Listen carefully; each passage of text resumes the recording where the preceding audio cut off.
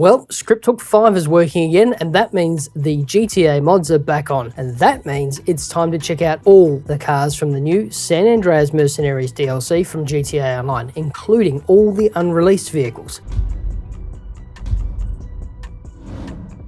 Welcome back, my name's Dan and I'm an old grumpy gamer. So in this video we're going through the currently available vehicles, that's the Raiju, Clique Wagon, Itali GTO Stinger, MonstroCiti, Walton L35 and the Ratel, and the unreleased Streamer 216, Inductor, that's both the regular and the junk energy variant, the Brigham, Buffalo EVX, Hotring Hellfire and the Coureuse, I think. And before we dive in, I'd like to say a massive thanks to Alexander Blade, who created and maintains ScriptHook 5. Every mod you've ever seen a YouTuber use, whether it's for sporting in vehicles, doing silly challenges, getting down to 5M, or exploring areas you normally can't access, Alex's work is the basis for all of it. Anyway, the mammoth F160 Raiju is a new single-seater jet that typically goes for $6,855,000 when it's not on special. As far as customization is concerned, we have some liveries, but that's really about it. It comes more or less fully kitted. At the time of recording, we didn't have much technical information about pace and handling, but just from flying around and playing on parade, it feels quick and nimble and may take the top of the leaderboard as far as Griefer's aircraft of choice is concerned. At $6,900,000, the F160 Raiju is one of the most expensive in its class, but honestly I think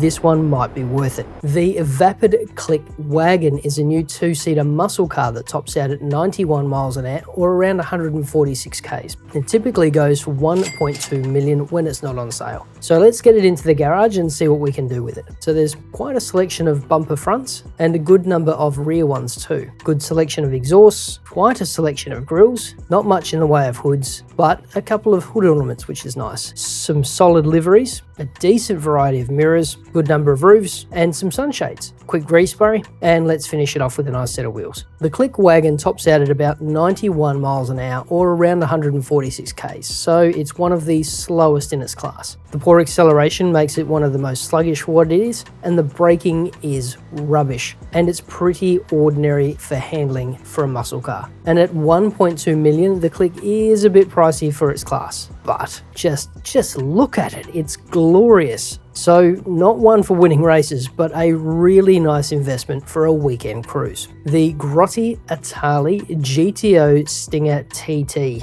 whoa, what a mouthful. Anyway, let's just call it the GTO Stinger, is a two-seater sports car that tops out at around 132 miles an hour or about 212 k's and typically goes for 2.38 mil. So let's get it into the garage or the agency, because this one's Amani Tech ready, and see what we can do with it. A few front bumpers, decent variety of rear bumpers, a couple of exhausts, some grills, a few different hoods, some nice liveries there, a couple of skirts, we've got some splitters, and we've got some spoilers. Ooh, and there's some sun strips. So a quick respray, and we'll finish it off with a nice set of boots. The Itali GTO Stinger TT tops out at about 132 miles an hour or around 212 k's, so it's one of the quickest in its class. The acceleration on the Stinger is one of the quickest off the line for what it is, and braking gives it some of the best stopping power for this class. It's quite a responsive little sports car too, and at $2,380,000, I believe this is now the most expensive in its class. Great fun, great machine, and with the Amani Tech fitted, probably well worth the effort. The Maibatsu MonstroCiti is a two-seat off-roader that tops out at around 109 miles per hour or around 176 k's and looks like it's going for 1.485 million when it's not on special. So let's get it into the agency again, because this one's Amani Tech ready, and see what we can do with it. Ooh, decent variety of bull bars, a few exhausts, some really good hoods there,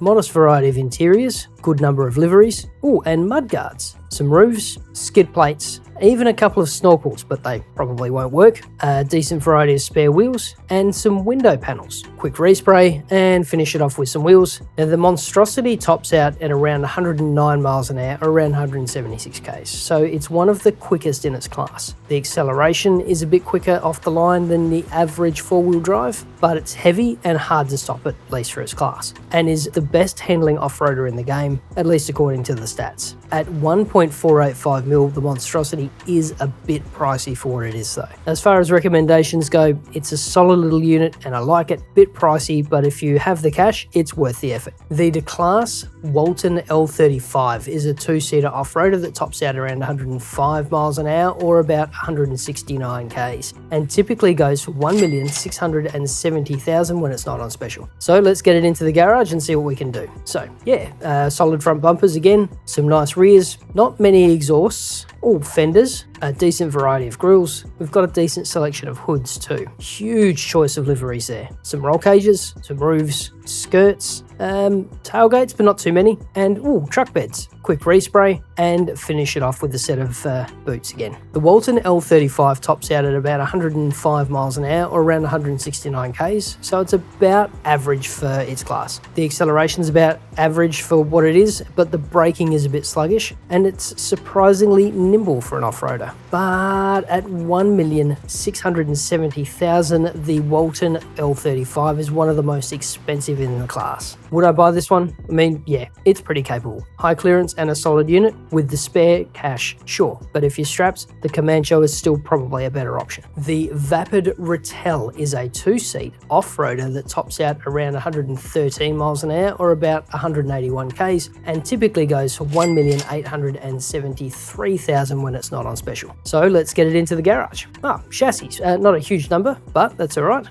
Good selection of exhausts and a large amount of liveries and some really good selections here. Good variety of roofs, some spoilers. Now the Ratel tops out around 113 miles an hour or about 181 Ks, so it's one of the quickest in its class. It goes pretty hard off the line for what it is too, but braking could be better. Otherwise, it's pretty responsive for an off-roader. But again, at 1,873,000, the Ratel is one of the most expensive in its class. If you're into proper desert running and off-roading, look, stick with the trophy truck or the Draga. If you like putting around the Sonora Desert where it's relatively flat, then yeah, this might be a bit of fun. And on to the unreleased drip feed vehicles. The Mammoth Streamer is a four-seater plane that typically goes for 2,238,000 when it's not on sale. Now we couldn't get this thing into the hangar, so we've used a mod to check out the options. So quite a lot of bombs and a large variety of liveries. The 216 tops out at about 171 miles an hour or 276 K, so it's a bit slower than average for its class. The acceleration on the Streamer is a bit sluggish for what it is, and the air brakes and handling are abysmal. And at 2,238,000, the 216 is a bit pricey for its class. Not much of a fan of this one, so I don't think I'll be grabbing it. The Inductor and its tarted up cousin, the Junk Energy Inductor, is a single-seater pushy that tops out around 46 miles an hour or about 75 Ks. Wait, what? That can't be right. Yep, nope, that's what the game files say. Anyway, and typically goes for $50,000 when it's not on special. Now at this point, we'd normally head to LS Customs and start dressing it up a touch, but we can't. There are 0 customizations for this unit or the Junk Energy variant. So recommendation-wise, I mean, I'm keen to see what the Real Murder 10K does with it, but that's about it. Just get a Batty instead. The Albany Brigham is a four-seater muscle car that tops out at 84 miles per hour or around 136 Ks and typically goes for just shy of 1.5 mil when it's not on special. So let's get it into the garage and see what we can do with it. Yeah, wow, good selection of fronts, quite neat on the rear bumpers too, good selection of exhausts, not a massive selection of fenders, good choice of hoods though, and a huge number of liveries. There is a few roofs and truck beds, quick respray, and a nice set of rims. At the time of recording, we don't have a lot of information on its stats, but as the wagon or the estate version of the Eudora, we can assume it's going to be a big old sluggish floaty boy. And at $1.5 million, the Brigham is one of the most expensive in its class. Am I going to buy this when it comes out? Yeah, damn straight I am. This thing is going to be a great weekend cruiser. The Bravado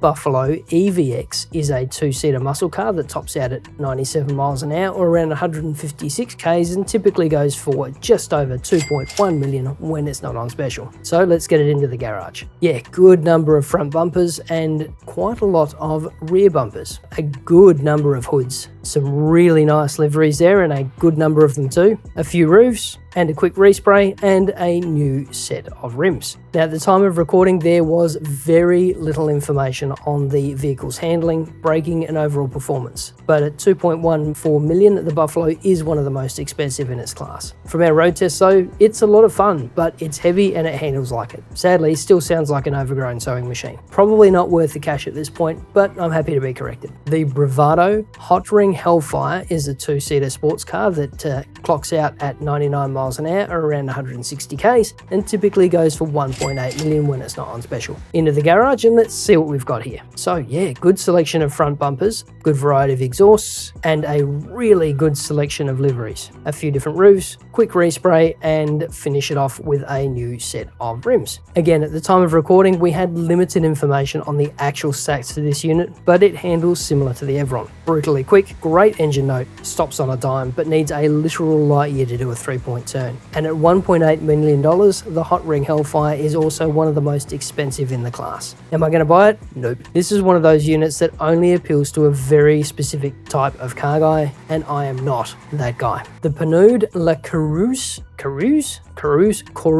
I don't know. This little dinky car is a two-seater sports car that tops out at 86 miles an hour or around 139 k's and typically goes for just shy of 2 mil when it's not on special. So let's see what we can do with it. Yeah, really good variety of front bumpers, some good rear bumpers here, quite a few hoods, some great liveries and quite a selection too, number of roofs, quick respray, and let's finish it off with a new set of rims. As with a lot of the other units we've reviewed pre-release, there's not a lot of official info on the stats, but it's essentially a turbo go-kart. It's compact, low slung, and it handles like it's on rails. But at 1.99 million, the La Coureuse is one of the most expensive in the class. Will I grab it? Yeah, I love bonkers little machines like this, so definitely worth grabbing, and it does handle like it's on absolute rails. And thanks for watching. Stay safe, wash your hands, and we'll see you in the next video.